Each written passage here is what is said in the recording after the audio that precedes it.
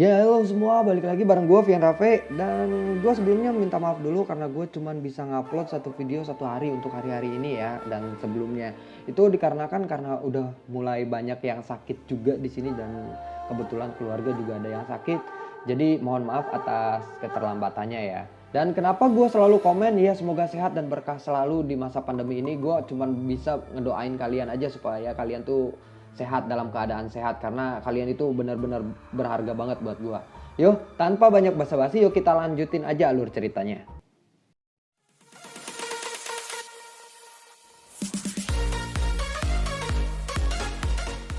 Di episode sebelumnya, Lina yang menerima hukuman dari Penetua He, setelah mendengar hukuman yang keluar dari mulut Penetua He, para siswa di sekitar tidak bisa tidak terkejut. Segera mereka mengalihkan tatapan menyedihkan mereka ke arah Lina yang berwajah pucat. Penetua He lalu berkata, "Liu Fei, meskipun kamu bukan pelaku utama, kamu memiliki kesalahan sebagai penghasut dan akan didenda 10 hari energi api. Anda harus membayar dalam waktu 3 hari atau Anda akan dihukum seperti disebutkan sebelumnya." Penetua He akhirnya mengalihkan pandangannya ke arah Xiaoyan. Dia berkata dengan lembut, "Xiaoyan, meskipun kamu punya alasan bagus, seranganmu itu terlalu ganas. Anda akan didenda 5 hari energi api sebagai peringatan." "Penetua He, bukankah hukumanmu untuk Xiaoyan itu sedikit ringan?" ucap Liu Fei. Penetua He lalu menjawab, "Jika Anda tidak puas dengan penilaian saya, Anda dapat pergi dan menemukan penetua pertama atau kepala sekolah," ucap Penetua He. Liu Fei saat ini sangat jengkel ketika dia mendengar ini semua. Penetua pertama ini jarang muncul. Kemana dia akan pergi dan mencarinya? Adapun kepala sekolah, dia bahkan belum pernah melihat kepala sekolah misterius ini sejak dia memasuki akademi dalam. Baiklah, masalah hari ini akan berakhir di sini. Jika ada orang yang tidak mematuhi aturan menara di masa depan, jangan salahkan saya karena saya memberikan hukuman berat, ucap Penetua He. Hanya setelah mengatakan itu, tempat ini kembali menjadi sunyi dan sebagian dari mereka telah pergi. Xiaoyan berbalik dan berjalan ke ruangan pelatihan tingkat tinggi itu. Ketika dia melewati Liu Fei, dia menghentikan langkahnya dan berkata, "Aku tidak akan memukulmu hanya karena kamu seorang wanita. Jika Anda seorang pria, akhir Anda tidak akan jauh lebih baik daripada Lina," ucap Xiaoyan. Singkat cerita, setelah Xiaoyan menghabiskan hampir 1 bulan pelatihannya di ruangan tingkat tinggi, kemajuannya telah diperoleh oleh Xiaoyan dalam pelatihannya. Membuatnya merasa puas. Xiaoyan merasakan ia telah masuk ke puncak 8 bintang Dadozi. Tangan Xiaoyan menggosok Hyphen Python yang sedang bersifat dingin kepadanya. Dia lalu berkata, "Ular kecil, kamu sudah tertidur dalam waktu yang sangat panjang. Sepertinya roh Hyphen Python sudah mulai ditekan oleh Ratu Medusa. Menurut situasi ini, aku khawatir bahwa dalam waktu kurang dari 1 tahun, Ratu Medusa akan berhasil menduduki tubuhnya Hyphen Python. Roh di dalam tubuhnya akan bergabung dan akan benar-benar menjadi dozong yang sangat kuat. Sialan, dari tampang setan wanita itu, hal yang pertama dia akan lakukan pastilah membunuhku," ucap Xiaoyan. Yellow lalu tiba-tiba tertawa dan berkata, "Yakinlah bahwa dia tidak akan menyerangmu sebelum dia mendapatkan pil roh pencairan. Jika tidak, tanpa benda itu dia tidak akan bisa menelan jiwa Hyphen Python." Xiaoyan lalu berkata, "Itu bagus sekali guru. Selama dia membutuhkan pil roh pencairan, aku bisa menahan wanita menakutkan itu." Xiaoyan keluar dari menara pelatihannya. Dia bergegas kembali ke pavilion penginapannya. Peningkatan besar rupanya terjadi di gerbang PAN selama masa pelatihan Xiaoyan. Sun Er mengatakan bahwa siswa senior dari agen bebas ini bergabung dengan gerbang PAN. Xiaoyan dengan kaget lalu berkata sambil tersenyum, "Saya hanya memberi pelajaran kepada Lina sebelumnya, agar tidak ada yang mengganggu saya selama pelatihan saya. Benar-benar tidak terduga bahwa ada manfaat semacam ini." Sun Er yang berada di sampingnya dia tersenyum dan menanyakan sesuatu. "Kakak Xiaoyan, berapa banyak energi apimu yang tersisa di kartu kristal?" Hanya tersisa 7 hari saja, ucap Xiaoyan. Huzia yang berada di sini juga dia ikut tertawa. Xiaoyan, kamu menghabiskan biaya energi api untuk sesuatu hal yang bermanfaat. Namun Wu Hao kehabisan energi apinya karena kalah terus menerus di taruhan Sky Arena. Hahaha, ucap Huzia. Wu Hao yang mendengar semua ini wajahnya memerah. Lalu dia hanya bisa tersenyum dengan pahit. Dia lalu berkata, itu karena aku masih belum terbiasa. Namun sekarang persentase kemenangan saya pasti akan meningkat. Saya pasti dapat bisa mengambil kerugian saya, ucap Wu Hao. Xiaoyan tidak bisa menahan perasaan bersalahnya. Dia telah berlatih dengan ringan. Tetapi Sun Er dan Huzia bahkan belum sempat berlatih walaupun hanya 1 hari saja di menara pelatihan api berkobar. Xiaoyan lalu berkata, memang saatnya bagi kita untuk merencanakan bagaimana caranya mendapatkan energi api. Apakah ada yang tahu bagaimana cara mendapatkan energi api di Akademi Dalam? Ucap Xiaoyan. Sun Er lalu menjawab, menjadi pembersih di menara Ki api langit berkobar. Namun metode itu lamban dan sangat melelahkan. Ada juga metode bertarung seperti yang dilakukan Wu Hao. Akan tetapi resikonya jika kalah kita justru malah kehilangan energi api kita. Yang terakhir, ada juga beberapa orang yang mencari sebagian jenis bahan obat-obatan dan dibeli menggunakan energi api. Harganya cukup lumayan tinggi. Xiaoyan lalu berkata, kebetulan alkemis adalah bidang saya. Secara alami saya tidak akan menyia-nyiakan itu. Tugas kita sekarang, kita mencari bahan obat untuk dijadikan pil obat. Sun Er lalu berkata, akan tetapi di Akademi Dalam sudah ada faksi yang menjual pil obat. Mereka terkenal sebagai geng obat. Saya yakin jika kita menjual pil obat akan terlibat konflik dengan faksi mereka. Selain itu mereka mampu memperbaiki pil obat tingkat 4, ucap Sun Er. Setelah mendengar cerita dari Sun Er, Xiaoyan tidak keberatan sedikit pun. Dia lalu berkata, tidak masalah. Lagi pula kita juga perlu bertahan hidup. Dalam hal persaingan secara alami tidak dapat dihindari. Tambahan anjing. Wih goblok nih yang bikin skrip. Setan gua bacakan jadinya tambahan anjing. Setan. Lanjut. Ini tambahannya nih. Tolol yang bikin skripnya. Ini tambahannya seperti ini. Alah, Xiaoyan lalu berkata ya, alah, baru cuman pil tingkat 4. Dulu di Kekaisaran Jiangma, Xiaoyan mampu menyempurnakan Green Spirit Pill 3 baris tingkat 5. Xiaoyan lalu berkata, saya Xiaoyan sebagai pemimpin Gerbang Pan, secara alami saya harus berkontribusi untuk mereka. Mulai besok saya akan memberikan semua daftar bahan obat yang diperlukan untuk dikumpulkan.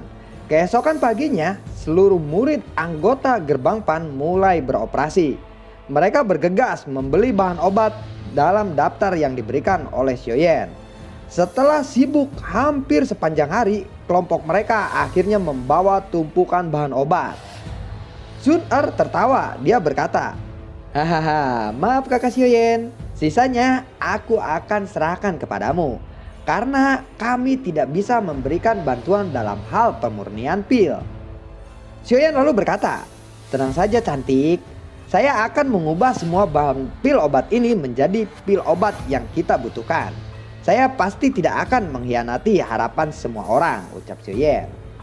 Kemudian Sun Er, Huzia, Wu Hao keluar dari ruangan dan meninggalkan Xiaoyan sendirian. Mereka menutup pintu lalu berjaga untuk menjaga Xiaoyan dari luar pavilion. Pada saat ini Xiaoyan yang memulai penyempurnaannya. Di masa penyempurnaan memakan waktu beberapa jam. Pada akhirnya Xiaoyan membuka pintu untuk menyuruh mereka masuk. Betapa terkejutnya mata mereka setelah melihat berbagai botol obat yang ada di meja. 3 jenis pil obat, 83 pil pemurnian energi, 62 pil pemulihan, dan 36 pil es tenang. Secara total ada 181 biji pil obat di atas meja. Untuk menjualnya saya akan menyerahkan kepada kalian.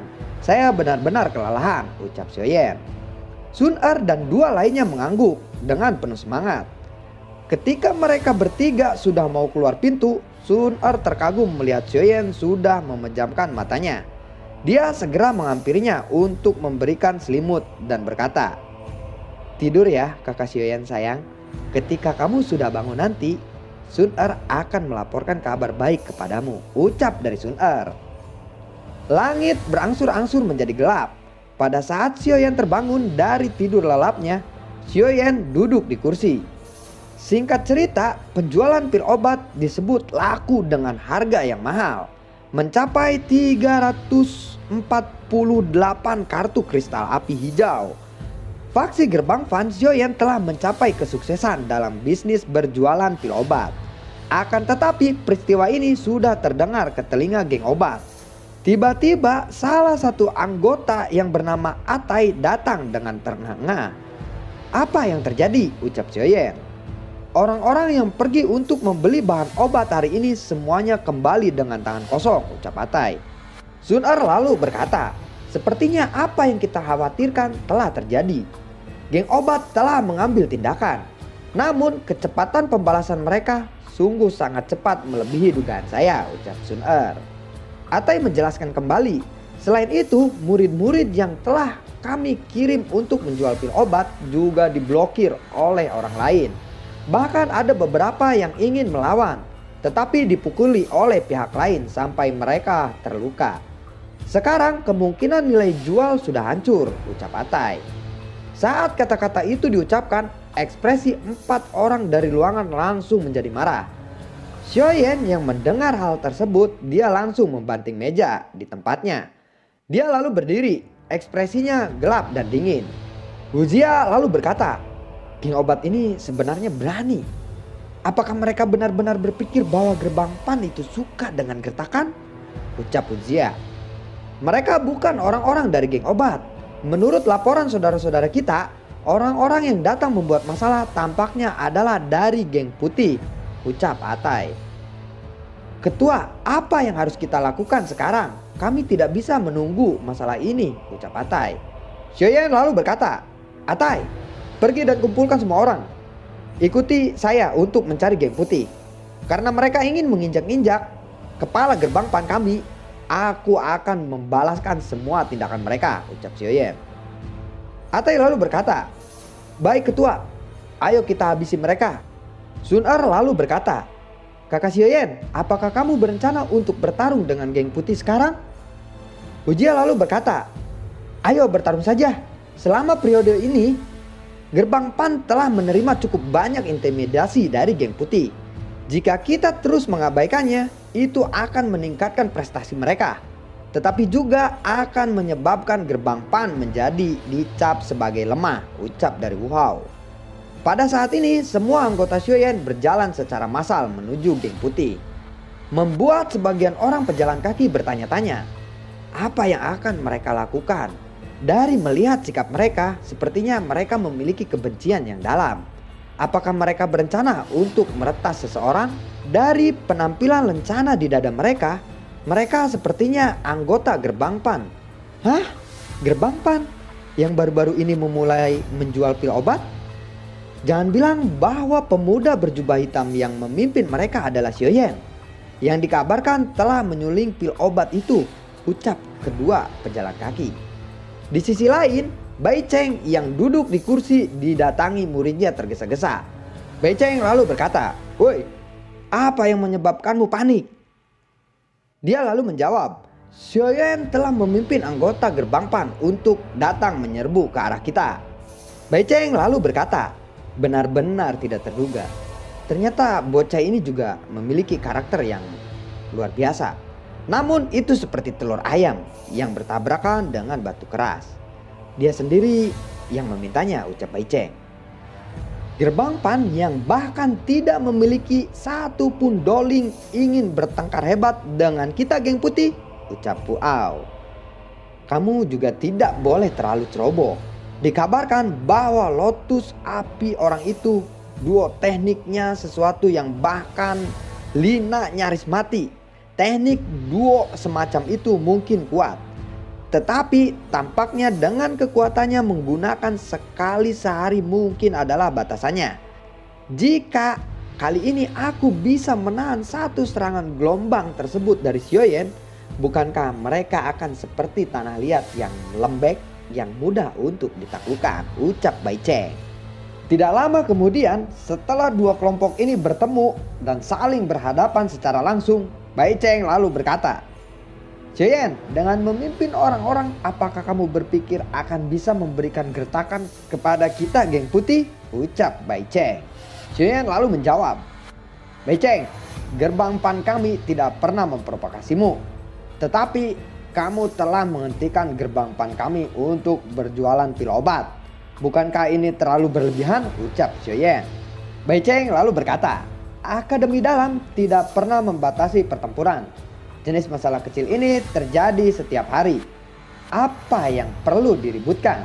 Jika Anda ingin menyalahkan seseorang, salahkan diri Anda karena Anda tidak memiliki kemampuan," ucap Bai Cheng. Xiaoyan lalu berkata, "Bai Cheng, saat itu bukankah telah banyak saksi yang melihat dan saya tidak menyangka geng putih berniat melanggar kesepakatan. Aku pikir dengan karaktermu yang menyedihkan setidaknya kamu bisa menepati janji. Kamu sebenarnya hanyalah geng kelas 3 dan tidak memiliki wajah," ucap Xiaoyan. Mendengar kata-kata tersebut, Bai Cheng menjadi lebih marah. Setelah mendengar tawa dari sekelilingnya, matanya gelap dan dingin saat dia menatap ke arah Xiaoyan dan berkata, "Sepertinya selain luar biasa dalam mengandalkan wanita, mulutmu juga fasih untuk berkata. Saat itu kesepakatan memang dinyatakan oleh kita, tidak akan secara acak mencari masalah. Namun ini tidak termasuk. Untuk mengajarkan sekelompok siswa baru yang sombong ini hanyalah sebuah pelajaran," ucap Bai Cheng. "Siapa yang bilang itu tidak termasuk?" ucap dari Xiaoyan. "Bukankah para siswa ini anggota dari geng Gerbang Pan?" Bai Cheng lalu menjawab, "Aku tidak peduli apapun yang kamu katakan. Karena kalian semua datang ke sini hari ini, saya pikir perjanjian itu sudah tidak berguna. Jangan salahkan geng putih saya karena menggunakan kekuatannya untuk menggertak balik." Xiaoyan lalu berkata, "Mengapa kamu tidak datang dan mencobanya? Dan bagaimanakah keseruannya? Apakah mereka akan saling tempur dan siapakah yang akan kalah? Baik geng putih ataupun gerbang pan? Nantikan keseruannya di video gua berikutnya dan sehat selalu buat kalian dan berkah dan semoga yang terbaik untuk kalian ya. Dan assalamualaikum, sampai jumpa."